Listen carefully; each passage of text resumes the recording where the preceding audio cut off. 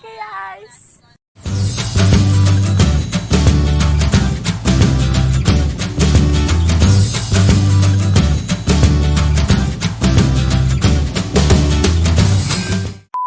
Day 4.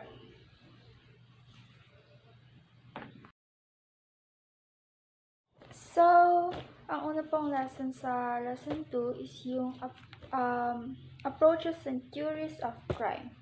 So, approaches and theories of crime, it deals of idea and explanation particular individual commit a crime. So, dito po is pinapaliwanag po kung bakit ang tao is nakakakomit ng crime. So, meron po tayong approaches in study of crime. So, tatlo po yon, the subjective, objective, and contemporary approaches. So, sa subjective muna po tayo.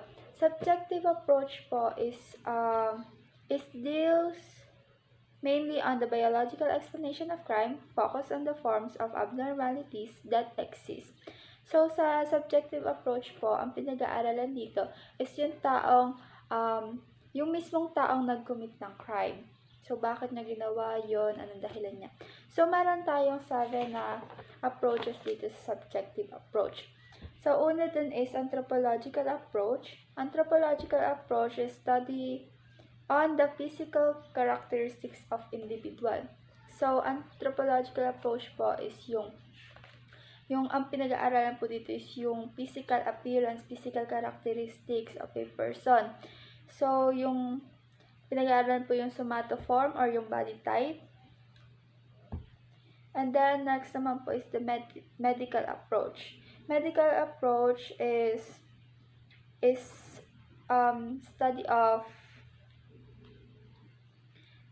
individual criminal, explain the mental and physical condition of individual prior. So, dito naman po sa medical approach, ang pinag-aaralan naman po is yung both mental and physical condition of a person. So, yun po is bago, habang, pagkatapos ng krimen. And then, next po is biological approach. Biological approach naman po is the evaluation of genetic influence to criminal behavior. So, sinasabi po dito na criminal behavior can pass through genes. So, next naman po is physiological approach. They study on the nature of human being. So, dito po ang pinag-aaralan po is yung nature of human being nga po. So, dito po is yung deprivation of the physical body on basic needs. Yung pangailangan daw po sa basic needs, yung food, water, and etc. And then, next naman po is psychological approach po, concerned about the deprivation of the psychological needs of a man. Yun naman po is yung love, care, and etc. And then, next naman po is psychiatric approach. The explanation of crime through diagnosis of mental disease. So, yung mental illness po, pinag-aaralan doon, yung lunatics or doesn't know the nature, pinag-aaralan po doon. And then, psychoanalytical approach naman po. The explanation of crimes based on Freudian theory, which traces behavior as a deviation of the repression of the basic needs.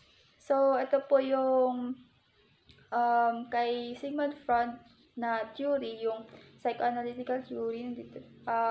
Psychoanalytical approach po is yung dun po papasok yung id, ego, and superego. Yun po ay kapag hindi po nag-balance yan, pwede pong makakommit ng crime ang isang tao. And then, next naman po is, tapos na pa tayo sa subjective approach. Next naman po is objective approach. Objective approach is deals on the study of groups, social processes, and institutions as influence to behavior. They are primarily derived from social science. So, social science po, sinabi ko po nung una is, sinasabi po na social science is, crime exists in the society. So, objective approach po is pinag-aaralan po yung groups of men, kung saan po naka-influence po dun sa taong nakakommit ng crime. Kung sa subjective po is yung mismong tao, subjective po is yung the one who influence society. Ganyan po. Meron po tayong 4 doon. Yung una po is geographic approach. Consider topography, natural resources, geographical location, and climate leads a person to commit a crime. Next po is ecological approach. It is concerned with the biotic grouping of men, resulting to migration, competition, social discrimination, division of labor, and social conflict as factor of crime. So, yun nga pa sa ecological approach is yung biotic grouping of men. And the next po is economic approach. It deals with the explanation of crime concerning financial security. Yun po, concerning financial security, katulad po ng poverty. So, nakakakomit po ng crime ang isang tao kapag po mahirap, parang ganon. So, next naman po is socio-cultural approach. Those that focus on institutions, economic, financial education, political, and religious influence to crime. And then, tapos na po tayo sa subjective and objective approach. So, yung contemporary approach naman po is, this is focused on the psychoanalytical, psychiatric, and sociological explanation of crime. So, dito po sa contemporary approach po is pinagsama pong subjective and objective approach. Dito po is pinag-aaralan yung mismong taong nag-commit ng crime at yung naka-influence din sa taong yon. So, yun po. So, school of thoughts naman po. School of thoughts po, yung tatlo po, classical school of criminology, neoclassical, and positivist. So, classical school of criminology po. Ito po is free will to choose between good or evil. Therefore, there is a place upon the criminal himself that every man is responsible for act. So, dito po, nakatuon lang po dito, nakabase lang po ito sa act and crime na nakomit nung tao. Then, sa neoclassical neoclassical naman po is argued that situation or circumstances that made it impossible to exercise free will are reasons to exempt the accused for conviction. So, dito naman po is yung inaalala po yung circumstances na possibly na ma-exempt, katulad po ng minor, lunatics, and other who doesn't know the nature. And then, yung last naman po is positivist. Ito naman po is, sasabi po dito sa school na to na hindi kailangan ng penalty at punishment. Ang kailangan po dito is treatment and rehabilitation. So, theory naman po tayo. Ang first theory po is demonological theory. So, demonological theory po, nag-iiba po sa school. So, yun nga po, demonological theory. So, sasabi po sa theory na ito na individuals were thought to be possessed by good or evil spirits which cause good or evil behavior. So, nung ancient time po is pinaniniwalaan na ang tao po is possessed by good or bad spirits. Na kapag po bad spirits ang nag-possess is, ang result po nun is masama din. Kasi po, evil spirits ang nag-possess. So, yun po ang paniniwala dati. So, ang sunod na theory naman po, hindi pala. Si Sir Lombroso po. Si Sir Lombroso po is the father of modern criminology.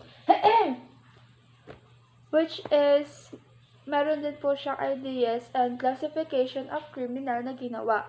Yun po yung born criminal, criminal by passion, insane criminals, criminaloid, occupational criminals, pseudo-criminals. So, born criminals po, sinasabi po dito that criminal behavior is inherited. Next po is criminal by passion. Ito po yung influenced by great emotion, by fit of anger. Next po is insane criminal commits crime due to less psychological stamina, exempted from criminal liability. Next naman po is criminaloid, which commits crime due to less stamina or self-control. Occasional criminal naman po are those who commit crime due to insignificant reason that push them to give occasion. And last po is yung pseudo criminals naman po, those who kill in self-defense.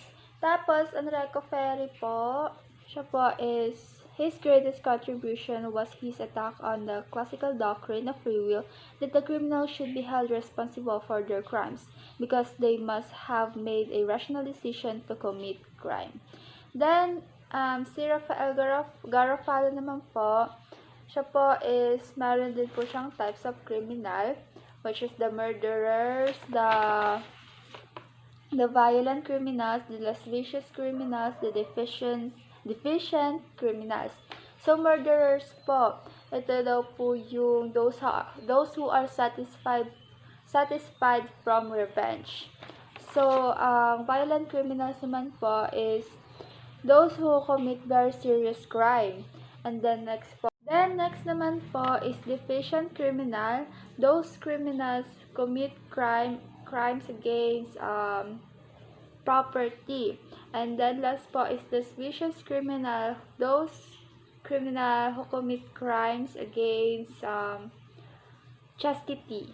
And then next po is theory naman po ulit tayo. Anomy theory po ni David Emile Durkheim. So ito po is theory that focus on the sociological point of the positivist school, which explained that the absence of norms in the society. So, yun nga po, in anomy theory. Sinasabi po sa anomy theory that the absence of norms in the society push a person to commit a crime. Then, next po is, next naman po is yung theory ni Sigmund Freud. Yun po is yung psychoanalytical theory po, yung may kinalaman po sa id, ego, and superego po. So, yung id po is pleasure, yung ego po is reality, and yung superego naman po is conscience. Then, next naman po is yung theory po ni Robert Park. Yun po is yung human ecology theory. It is study of interrelationship of a people and their environment. So, yun po yun. And then, next po is yung kay Ernest Kretschmer. He originated the somatotyping theory, which is the body type of a person. Meron po siyang 3 principle of physics as asthenic, athletic, and picnic. Asthenic po is lean, slightly build, narrow shoulders. Ito po yung sasay po natin payat. Athletic po is medium to tall, strong, muscular, coarse bones. Mga athletic po yung parang masalan. And then picnic po is medium height, rounded figure, massive neck, broad face. Parang matataba po. And then po, si William Sheldon po is na-influensyahan po nung somatotyping theory. Kaya po, gumawa po siya. He became popular on his own somatotyping theory. Plus, may ginawa po siyang classification of body physics, yung endomorphy, mesomorphy, and ectomorphy. Endomorphy po is a type of with relatively predominance of soft-rounded throughout the regions of the body. They have lost specific gravity. Person with typically relaxed and comfortable disposition. Mesomorphy naman po is athletic type. Predominance of muscle, bone, And connective tissue, normally heavy, hard, and firm, sting, and tough. Ectomorphy naman po, thin basic, flat chest, aray.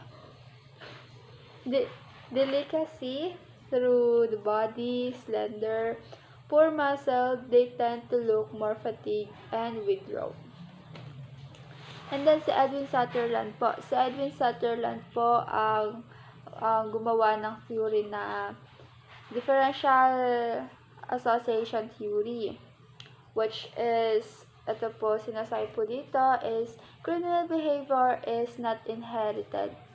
Criminal behavior is learned, not inherited. So, opposite po siya nung kay si Sir Lombroso, which is na theory, yung born criminals po. Yes, born criminals, which is sasabi po doon na criminal behavior is inherited. Yung kay Edwin Sutherland naman po na differential association theory, sinasabi po na criminal behavior is learned, not inherited. So, yun po. So, next po is kay Walter Reckless. Ang theory niya po is containment theory, which this theory is a form of control which suggests that a series of both internal and external factors contributes to criminal behavior. Then, next naman po is yung Karl Marx, Frederick Hegel, Wilhelm Boger.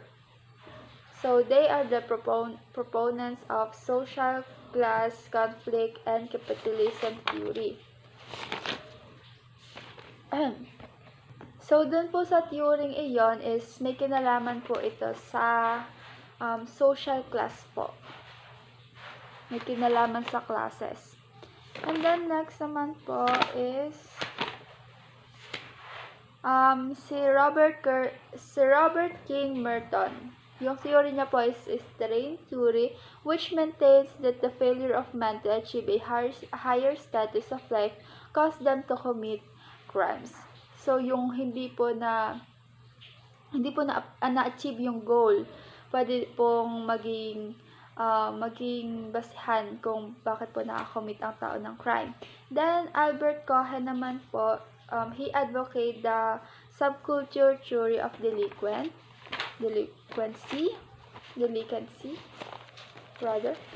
He put emphasis on the explanation of prevalence, origins, process, and purposes as factors of crime. So, si Gresham Sykes, he advocated the neutralization theory, which it pertains that an individual will obey or disobey social rules depending upon his or her choice. Then Lloyd Olin naman po, he advocated differential opportunity theory, which this theory explained their society leads the lower class that one thinks and society does things to people. So, may kinalaman po ulit sa class. Sa lower class, upper class, middle class, and yes. And then, labeling theory naman po, ni Frank, basta labeling theory po, they advocate that it is when a person was described or labeled as much. Kung paano niya po nila-label yung sarili. Yun po yung labeling theory. And then, instrumentalist theory po, he argued a device for controlling the exploit class. And then, theory of evolution po ni Charles Darwin, he claimed that humans are like animals. People kill to steal. People kill to survive. Yan po. Ganun po. And then, Charles Goring's theory po, He contradicted Lombroso's idea that criminality can be seen through features alone. Then, si Ernest Houghton's theory, na then Adolphe Quetelet,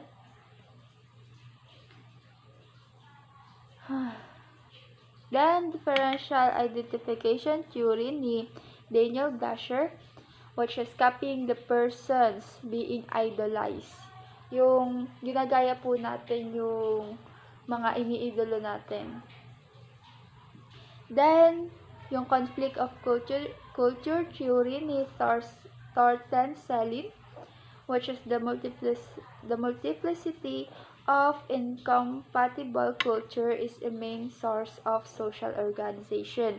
Then, yung theory of imitation ni Gabriel Tarde, this is the conscious and unconscious copying. Then, ang physiognomy po is the study of facial features of criminal. And then, the phrenology po is study of skulls. Study of shape of skull of criminal. Yun po. So, tapos na po. Thank you po! Hey guys, it's Marwa. Hi, Subscribe Baha. on my YouTube channel here, and there, and there.